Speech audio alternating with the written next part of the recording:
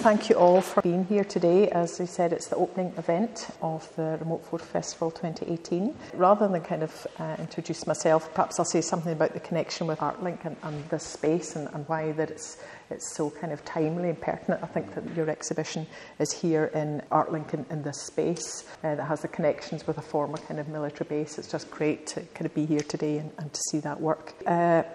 Dara, just kind of start with your kind of general, kind of your broad concerns. I know that even just looking at the work, that clearly landscape's a major kind of concern, but perhaps it's that idea of not the most kind of obvious images in the landscape. It looks as though you're interested in the kind of in-between kind of spaces in the landscape, or the kind of connections between things. Is there something about that interest that you'd like to kind of...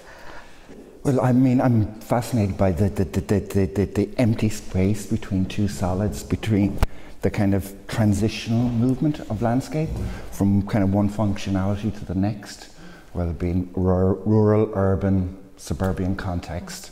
Yeah, so that's more or less, you know, what I'm interested within the landscape. But what has been informing me more, and what I've learned from this project, is the position of history, not of the here and now, but of the many layers that the landscape contains. You know, that there isn't one piece of landscape in Europe that has been untouched in some form or other by man over the last 100,000 years or something like that. So, and it's quite interesting for me to look at those layers of landscape and what their significance is, and how try to make things kind of coherent in a visual sense. Yeah. And is that something that you've kind of pursued all the way through, or was there a particular kind of experience that motivated that kind of way of looking? I mean, this project going on 7+ years, so it has been, it's too long. So I have had a steep learning curve with this. I think, I spoke to you earlier, I had a bad review, an early kind of take of this project was more or less straightforward images, no archival, no video, maps or anything like that. And the reviewer said to me in a way that, you know, I don't believe you, Dara, when you say about these places. So kind of, it was a kick in the teeth, but it was also a kick to kind of invigorate me as a positive thing to say, okay, I can use these materials. And I suppose my epiphany moment was going to see Regine Peterson's Find a Fallen Star series of photographs. Seeing that work in that in the museum kind of made very much sense that, yeah, I had all this other material through my research, you know, that I could add. I know the practitioners around as well, but I think Regine Peterson's work really kind of key moment to say, yeah, but the whole concept of photography and the use of imagery and the use, how I've learned actually to kind of read a document, a statement about history, and it's imagining, you know, visualizing that. How do we manifest that? How are the different ways we can do that? You know, look at Chloe Matthew's work, Shot at Dawn. I mean, she went through military archives. Where were these people shot? Look at the witness statements, corroborate the information to find the exact spot of where these people were executed during World War I. So it kind of gave me that forensic, investigative kind of approach to things. Also working with, where I do work commercially as a photographic archivist, working with academics from UCC, finding information for them, but also feeding into them, saying, listen, you know, I've gone out to these places you write about, and, you know, it's not there, it's actually there. Yeah. You know, so there's this kind of, I'm almost filling a gap for historians I'm working with in ways, saying, you know, that, well, I'm looking at this way, you know, and you actually should be looking at it this way. You should, instead of being behind a book all the time, you should go out and actually, part of that historical research is actually going to the places. It's the experience of it's being experience, because yeah. it's an interesting, I think there's an interesting kind of turn at the moment. For a long time, archive, what was regarded as that something that was really authentic, it had to be kind of written, or it was a document, or it was something that was signed, whereas now there's much more of an acceptance and a kind of willingness to learn from the image, from the photographic image, but also to, as you're doing, to kind of question and interrogate some of the kind of backstory behind that image, but to treat the image not as a kind of illustration to the document, but to treat that as an archival source in itself. And I certainly get that sense through looking at the work in Project Cleansweep that not only is it revealing perhaps areas that have been kept undisclosed or hidden, but they're almost creating kind of new documents in themselves, the new sources of information. Kind of a reinterpretation or re-evaluation. I mean, we look at this South of Ireland's reinterpretation of how do we deal with World War I and the commitment of Irish citizens for the British Army, and then, I mean, we're coming up to the centenary of the Civil War and War of Independence, and we've gone through 1916 as well. And you know, it's looking at, as a practitioner, you're looking at all kind of ways of representation. Look at Kate Nolan's work. People are popping in Letterkenny later. You'll see that she works with photography, she works with video, she works with the spoken word. You know, and over the last couple of years, and because of the phenomenon of the photo book and the way it's freed us up a little bit as photographers from that rigidity of that just framed photograph all in a line or a room, but by freeing us up to experiment, to use other media resources to better inform people of how our research goes, but also, listen, it's not just photography, but there's other ways of communication as photographers or as visual practitioners that we can use to get our messages across in many different levels. And I think it's important. Before we kind of look perhaps specifically at some of the images here, I think what you've just said is really coming through in this exhibition, the idea of revealing those sources of research. We kind of see maps, you can see redacted letters and correspondence. And is that something, Dara, that you feel, what kind of response have you had from viewers? Because clearly, perhaps, was that a transition? You moved from the idea of just the framed kind of photograph, that kind of final image, to the idea of kind of revealing your research. Have you had any kind of responses from people on that? Or I think viewers, or? I think it's what I've felt from people I've spoken to. Through academics, through, as they call themselves, road warriors or snail warriors. They build a new road, somebody comes in and says, there's a protected species of snail living here, and, the turmoil that they cause to academia and how they're informed. I suppose using all those kind of materials or those research capabilities, and also speaking to people on the ground, speaking to locals. You're going, before you photograph, you're researching, you're actually imagining what things you might find, mightn't find. And I think you look at the incongruity when you do get there, and these little things stand out that mightn't be in place, and then you talk to locals and you find another slant, because there's nothing better than local lore, shall we say. You get from people who go so blasé about these sites to people who are just shocked, horrid, about these sites. So you get, the reaction is on many levels. So that's an interesting journey for you, because perhaps your point of origin starts in the archive, or it starts with some form of kind of documentation, research, and then it moves not just into the landscape, but into kind of conversations and discussions and a kind of range of encounters. So is that really what's informing the work as well? Absolutely, everything and anything. It's everything that's informing me. Other people's work as well, And does that give you a kind of a particular task in terms of the editing of the work, before it comes to the kind of point of exhibition, or is that a natural flow, or do you look at your work and say, I've got to move that to one side, or prioritise I cheat. I think I look at other people's work and how they deal with subject matter. How you learn from,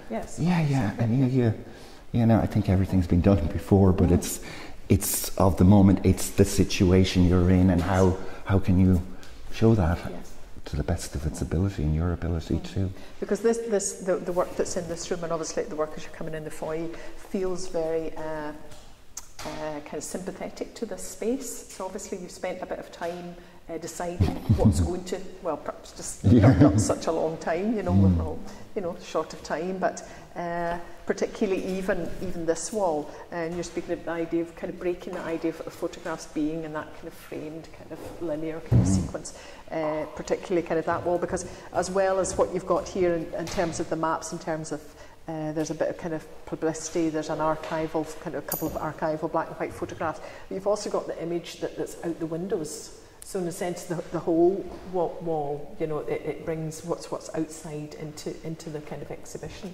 Is there anything you'd like to say about that kind of sympathy? It's like a double entendre, isn't it, in some ways? Yeah. I spoke to you about my previous work in the middle noughties, where I got access to the Maze prison. Yes. I photographed the demolition, but at the end of that process, I actually had an exhibition in the Maze prison, in the old kitchen building, and that kind of doing the work, but also returning the work to the space. I think that morally, as an artist, is very important for me. I'm going to just mention this piece particular over here, Dara, this RAF 2015. Again, it was something that we spoke about earlier.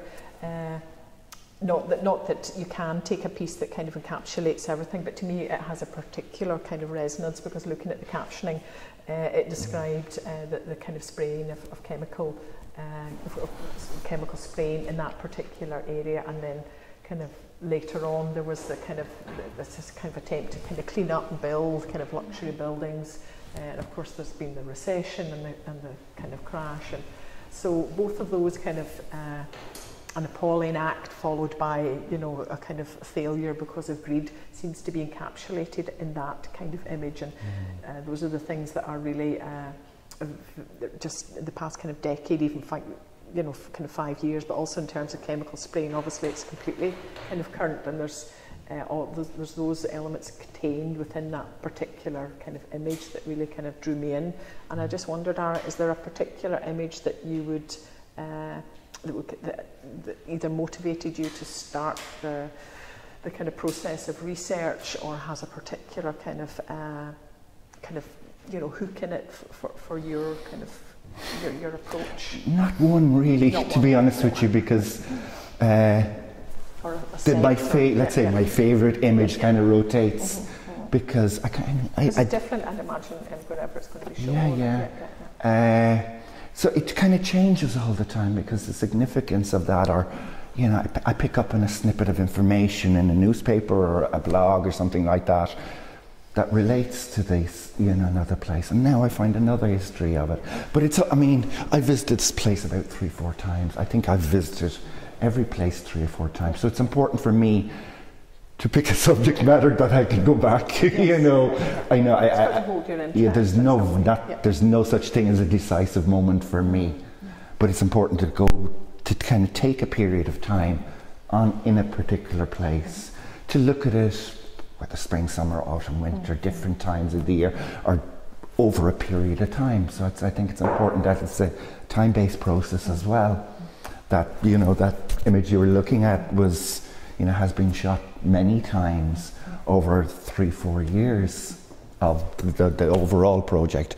But what's interesting about that, with a lot of the images, especially on this wall, which I call the straightforward images, all these ones on this wall are all just from one specific place, and then you've got different places then, so you've got about 80 different places all over the UK.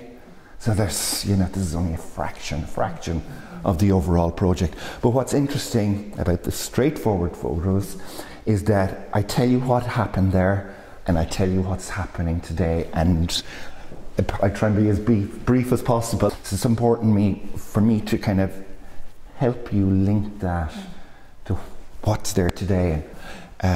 So that's important for me. But also, what actually happened here was that they done a series of trials in the 1960s, between 1963 and 75, because you got to understand that there was the international arms race, nuclear arms race, Russia, America, UK, but there was also internal arms races between scientists advancing chemical biological weapons, and you have the scientists developing nuclear armaments.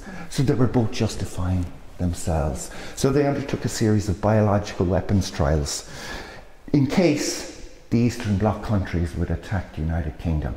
So we've got to simulate what would happen if they started spraying the United Kingdom with nerve gas or whatever biological weapon. So they've done a series of trials, initially places like this, at airfields where they just low-flying aircrafts and just sprayed the runway and just had sensors at different distances to reflect on the droplet size and wind speed and things like that. And then they increased it then to huge aerial trials where they flew from Southampton to Wexford, up to London and back down to Southampton, and different intervals they would spray.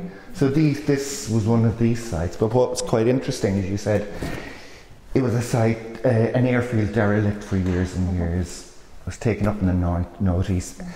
I found documentation on the site. There was a Moroccan businessman who developed the site. Of course, he fell during the bust of 2008, and hence, his caravan was there. So you could see that at the end, he was living in a mobile home. His boat was parked in an old aircraft hangar. So, this disintegration, another layer of history being implanted. God knows what's happening there now. Or even this photograph behind of Grinnard Island up in the northwest of Scotland, aka Anthrax Island. They tested anthrax during World War II up there, and it was contaminated for about 70 years after that. But I got a chance to stay overnight there and to walk around, try to walk around, but you got to understand, for 70 years we went on this island. And so the gorse and the heather is quite thick. It's very hard to walk on the island. There's no tracks or trails on the island. So it makes it very, very unique and kind of an unusual environment. Well, unless anyone else has another kind of question for Dara, now is probably a good time to get a warm cup of something. Yeah. Slightly chilly. On that note, thank you again, Dara. If you'd like to just thank Dara.